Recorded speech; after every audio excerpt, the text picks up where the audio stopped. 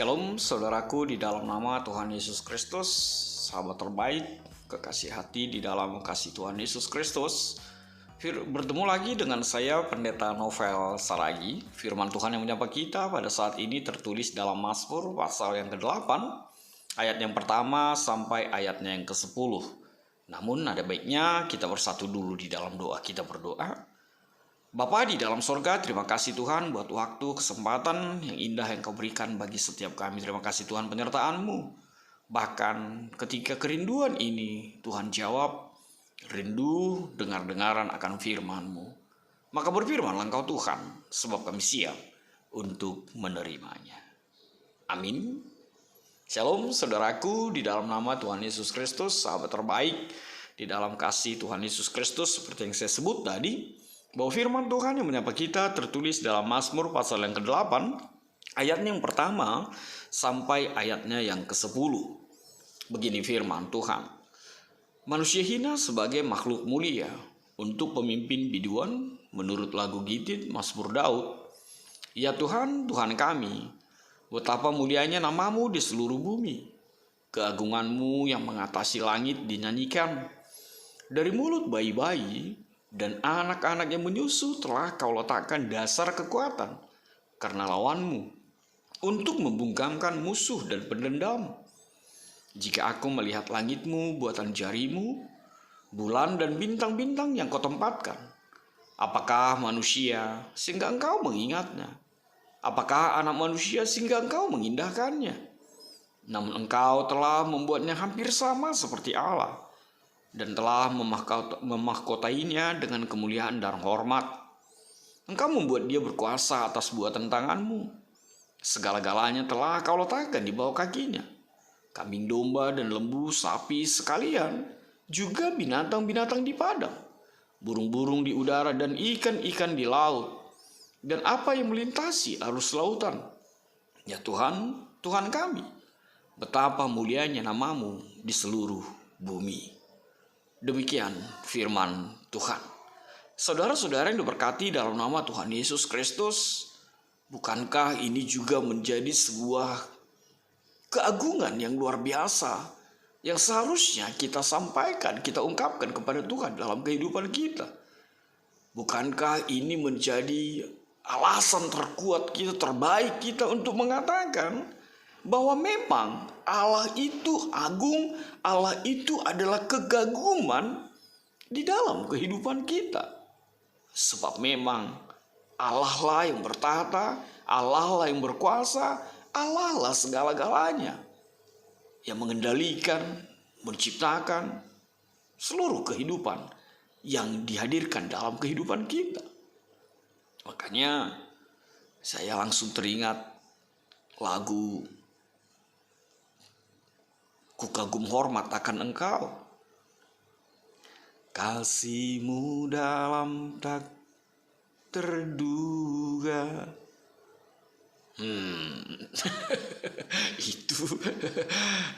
Itu ternyata baris kedua ya. Gimana nih Pak Pendeta Novel ini? Iya, lagunya seperti ini. Mudah-mudahan dengan suara yang gimana gitu ya. Kau sungguh indah tiada taranya, sungguh menakjubkan, sungguh ajaib untuk dimengerti, lebih dari semua yang ada. Hikmat-Mu tiada terselami, kasih-Mu dalam tak terduga. Kau sungguh indah tiada taranya, mulia dan berkuasa. Ku kagum hormat akan Engkau. Ku kagum hormat akan Engkau. Kau Allah yang layak dipuji. Ku kagum akan Engkau. Ku kagum akan Engkau. Ya, pasti kita kagum dengan karya Allah. Pastilah kita kagum dengan begitu megahnya, agungnya karya Tuhan di dalam kehidupan kita.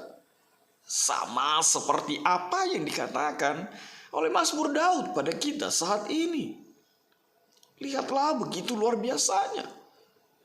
Maka Daud mengajar kita bahwa Allah lah yang patut dimuliakan. Sebab apa? Kita melihat ada 4 hal yang menjadi garis besar bagaimana Allah patut dimuliakan dalam kehidupan kita. Yang pertama dikatakan, karena telah menyatakan diri dan namanya kepada kita. Itu bisa kita lihat di ayat yang kedua. Lalu yang kedua dikatakan, Allah patut dimuliakan karena bersedia memakai anak-anak manusia yang paling lemah, seperti bayi yang menyusu. Di dalam ayat 3, itu pun dipakai Tuhan untuk melayani tujuan-tujuannya. Lalu yang ketiga, kenapa Allah patut dimuliakan? Kita bisa lihat di dalam ayat 4 sampai ayat yang 5. Karena membuat benda-benda langit menjadi berguna bagi manusia. Lalu hal yang keempat, karena membuat manusia itu berkuasa atas seluruh ciptaannya di dunia ini. Bahkan menempatkan manusia itu hanya sedikit lebih rendah daripada malaikat. Itu bisa kita baca di dalam ayat 6 sampai ayatnya yang ke-10. Artinya apa? Firman Tuhan ingin berpesan bahwa manusia itu adalah makhluk yang begitu dihargai Allah di dalam kehidupan kita. Lihatlah apa yang dikatakan di dalam firman Tuhan ini. Apabila melihat langit, bumi, dan semesta yang diciptakan Allah sebagai tempat kedudukan manusia, maka Daud merasakan keluar biasaan Allah itu sebagai sang creator di dalam kehidupan manusia, sang pencipta itu. Bahkan Daud menyatakan bahwa manusia adalah ciptaan Allah yang diingat dan diindahkan Allah itu. Saudaraku, di dalam nama Tuhan Yesus Kristus, sahabat terbaik, kekasih hati dalam kasih Yesus, pernyataan itu seharusnya sudah menjadi sebuah refleksi di dalam diri kita. Bahwa Allah menjadikan kita bukan untuk menjadi ciptaan sembarangan seperti ciptaan Allah lainnya. Tetapi kita dibentuk secara khusus oleh Allah sebagai ciptaan yang sangat-sangat berharga. Sebagai ciptaan, kita itu sangat berharga.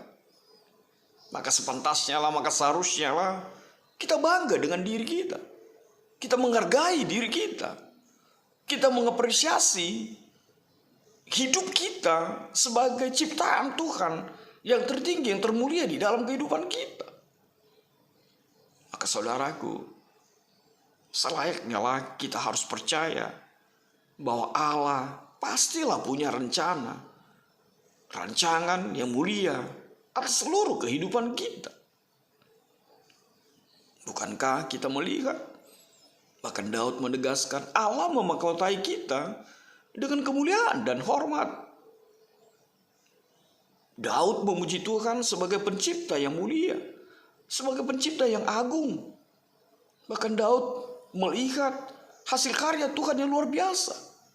Dia melihat langit, bulan, bintang-bintang, dan Daud merasa begitu kecil, begitu kerdil di hadapan Tuhan. Bahkan sampai dia mengatakan, siapa manusia itu? Apa manusia itu? Manusia itu bukan siapa-siapa. Manusia itu hanya seperti sebuah benda. Daud bahkan dalam keberadaannya merasa tidak layak, merasa tidak pantas. Dia merasa tidak layak untuk diingat. Dia merasa manusia itu tidak layak untuk diindahkan oleh Tuhan. Tapi Daud tidak stuck, tidak berhenti pada perasaan yang kecil, perasaan yang hina. Sebab apa? Karena dia menemukan bahwa Tuhan membuat manusia sebagai imago Dei-nya, sebagai imago Dei Allah, sama seperti Allah. Bahkan disebutkan di dalam ayat 5 ini, Allah memengkotai manusia dengan kemuliaan, memengkotai dengan hormat, bahkan membuat manusia berkuasa atas segala buatan tangannya.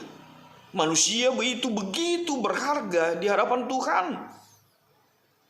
dan diciptakan dengan baik, diberi karunia, bahkan diberikan kepercayaan. Bukankah itu hal yang luar biasa dalam kehidupan kita? Kita diberi karunia, kita diberikan kepercayaan. Dan lihatlah, ketika sebuah hubungan, ketika sebuah persekutuan tidak lagi didasari oleh kepercayaan itu, maka dipastikan hubungan itu, maka dipastikan persekutuan itu akan retak, hancur, dan akan kolaps. Tapi Tuhan melihat engkau begitu berharga, sehingga dia mempercayakan, sehingga Allahmu mempercayakan segala sesuatu yang ditempatkan di muka bumi ini untuk kita kelola. Lihatlah apa yang dikatakan oleh ayat 6 itu. Engkau membuat dia berkuasa atas buatan tanganmu. Segala-galanya telah kau letakkan di bawah kakinya. Saudaraku, sahabat terbaik dalam kasih Yesus, sungguh luar biasa kewenangan, sungguh luar biasa otoritas dan kuasa Allah yang diletakkan di dalam kehidupan manusia. Tidak sekedar menaklukkan dunia ini, tetapi Tuhan telah memberikan kuasa agar kita bahkan dapat menaklukkan semua buatan manusia, dan semuanya dapat ditaklukkan di bawah kakinya. Semakin menarik firman Tuhan ini, dan semakin menggugah kita, dan semakin membuat kita berefleksi akan kehidupan kita. Seperti apa yang dikatakan oleh ayat 3 itu. Dari mulut bayi-bayi dan anak-anak yang menyusu, telah kau letakkan dasar kekuatan karena lawanmu, untuk membungkamkan musuh dan pendendam. Lihatlah, ada sesuatu yang kontras di sini. Apa itu? Disebutkan kelompok bayi-bayi dan anak-anak yang menyusu, lalu dibandingkan dengan kelompok musuh dan pendendam. Saudaraku, dalam nama Tuhan Yesus Kristus, ketika kalimat bayi-bayi itu adalah menyimbolkan tentang kelemahan, tentang kerendahan hati manusia itu. Namun lihatlah, di dalam kelemahan itu justru disebutkan bayi-bayi dengan sebutan bayi, dengan sebutan anak-anak yang menyusu. Tuhan ingin mengatakan bahwa di dalam kelemahan itu, di dalam kerendahan itu, justru Tuhan memberikan kekuatan yang lebih besar. Bahkan kekuatan itu jauh lebih besar daripada musuh-musuh Allah itu. Tentu saja kekuatan itu bukan bicara tentang bayi, bukan bicara tentang anak-anak itu. Tapi kekuatan itu terletak kepada Allah yang mereka percayai, kepada Allah yang memberikan kekuatan itu. Saudaraku, dalam nama Tuhan Yesus Kristus. Dan sebaliknya lihatlah, disebutkan istilah musuh dan pendendam. Itu adalah menyimbolkan kekuatan manusia yang berada di dalam keangkuhan, berada di dalam kecongkakan, berada di dalam pribadi yang selalu menonjolkan diri, kepongaan. Dan esensi dari musuh Allah adalah mereka yang tidak mengenal nama Allah dan wahyu Allah, bahkan tidak mau mengungkapkan pujian, bahkan tidak mampu untuk berefleksi akan keagungan yang dilihatnya, yang dirasakan, yang dialami di dalam kehidupan. Semua karena Allah semata. Allah memilih dan memanggil orang yang lemah menurut kacamata dunia ini. Tujuannya tidak lain untuk menyatakan bahwa jalan Allah itu bukan jalan manusia. Jalanku bukanlah jalanmu. Jalan Allah itu tidak terselami oleh manusia. Bahkan tujuan lain dari kalimat itu tidak lain adalah agar manusia itu tidak bisa, agar manusia itu jangan pernah menyombongkan dirinya. Sebab dia tiada apa-apanya di hadapan Tuhan. Bukankah puji-pujian kepada Allah itu hanya muncul dari orang-orang yang menyadari kelemahannya, dari orang-orang yang selalu bersandar kepada Allah dalam kehidupan kita. Orang yang angkuh, orang yang pongah, orang yang congkak, dipastikan tidak akan mampu melihat, tidak akan mampu merasakan keagungan dan kemuliaan Allah di dalam kehidupannya. Dan disinilah kita melihat lebih dalam lagi bahwa pemazmur juga mempelajari langit, bulan, matahari, dan segala sesuatu yang telah diciptakan Allah. Dan dia melihat bagaimana luar biasanya Allah itu menempatkan manusia. Sekali lagi dikatakan di dalam ayat kelima itu, apakah manusia itu? Bahkan di dalam ayat yang ke-6 sampai ayat yang ke-7 itu, engkau membuat dia berkuasa atas buatan tanganmu. Segala-galanya telah kau letakkan di bawah kakinya. Memang benarlah ungkapan pemazmur ini. Bila kita membandingkan alam semesta ini ciptaan Tuhan yang begitu besar, manusia mungkin hanya sebutir debu, sebutir pasir di lautan luas. Namun pertanyaan yang sama harusnya keluar dari mulut kita. Siapakah manusia ini Tuhan? Hingga engkau memperhitungkannya, hingga engkau mengindahkannya. Dan semakin dalam lagi ketika ayat 6 sampai ayat ke-9 itu menegaskan bagaimana karya Allah itu yang memerintahkan kepada manusia untuk menguasai, menaklukkan bumi ini. Menguasai bintang di darat, laut, binatang di darat, laut, dan di udara. Bahkan menguasai segala ciptaan Tuhan. Bukankah itu juga disebutkan sejak awal ketika Tuhan menciptakan manusia yang pertama itu di Kejadian 1 ayat 26 sampai ayat yang ke-28 itu. Oleh sebab itu saudaraku, dalam nama Tuhan Yesus Kristus, pemahaman itu harusnya mendorong kita untuk selalu memuji dan menyembah Tuhan dengan seluruh keberadaan kita. Maka Tuhan menugaskan kita untuk bekerja sama menjadi mitra Allah dalam kehidupan kita. Dia memberi kita kemampuan untuk memikirkan pikiran-pikirannya, untuk mengalami dan mengungkapkan perasaannya, dan untuk mengenal serta melakukan kehendak Allah di tengah-tengah kehidupan kita. Maka selayaknya lah kita selalu belajar bersyukur dan memuliakan Allah. Dan lihatlah Mazmur Daud itu mengatakan, ya Tuhan, Tuhan kami, betapa mulianya namamu di seluruh bumi. Pujian pemazmur ini mengingatkan kita bahwa kehidupan manusia sudah seharusnya menjadi pujian bagi Allah. Tidak sepantasnya kita mengeluh, tidak sepantasnya kita mengumpat, kecewa, marah terhadap karya Allah. Sebab karya Allah itu begitu luar biasa. Dan segala sesuatunya dinyatakan untuk pemeliharaan, untuk sesuatu kekuatan di dalam kehidupan manusia itu mewujud nyatakan hadirnya kerajaan Allah, hadirnya kekuasaan Allah di tengah-tengah kehidupan kita. Maka janganlah pandang selalu pergumulan dan permasalahan dalam kehidupanmu, tapi pandanglah selalu dengan kacamata imanmu. Bagaimana karya Allah yang bertata, yang berkuasa di tengah-tengah kehidupanmu. Maka saudaraku, di dalam nama Tuhan Yesus Kristus, manusia itu dipanggil untuk membawa kembali kepada tujuan kehadiran, kepada karya Tuhan yang semestinya. Keimagudian itu kita dikembalikan oleh orang percaya itu di tengah-tengah kehidupan kita. Caranya dengan apa? Ayat 10 mengatakan, beritakanlah kabar sukacita itu.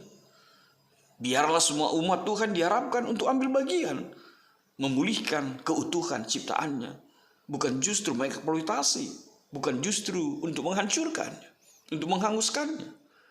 Terlalu naif, terlalu konyol.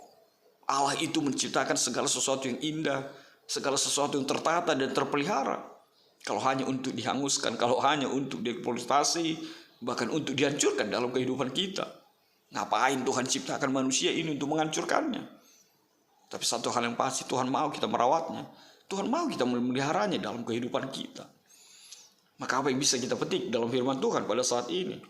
Yang pertama yang menjadi refleksi, jangan pernah saudaraku merasa rendah diri dan takut untuk maju bersama Allah. Yang kedua, sadarilah bahwa semua manusia perlu diberikan penghargaan yang sama. Jangan pernah saling merendahkan dan memandang sebelah mata orang lain, karena mereka sama denganmu. Mereka juga ciptaan yang berharga di hadapan Allah. Yang ketiga, di sekitar kita ada orang-orang yang begitu rendah diri, merasa kurang berharga, atau tidak puas dengan dirinya sendiri. Mereka begitu haus akan perhatian, mereka haus pujian dan penghargaan. Maka marilah kita menyampaikan pemahaman yang benar, bahwa Tuhan Sang Pencipta sangat-sangat memberkati, sangat-sangat mengasihi dan menghargai setiap mereka.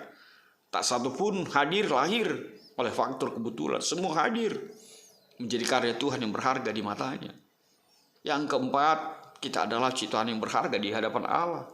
Dan kita dimahkotai dengan kemuliaan dan hormat untuk menaklukkan dunia ini.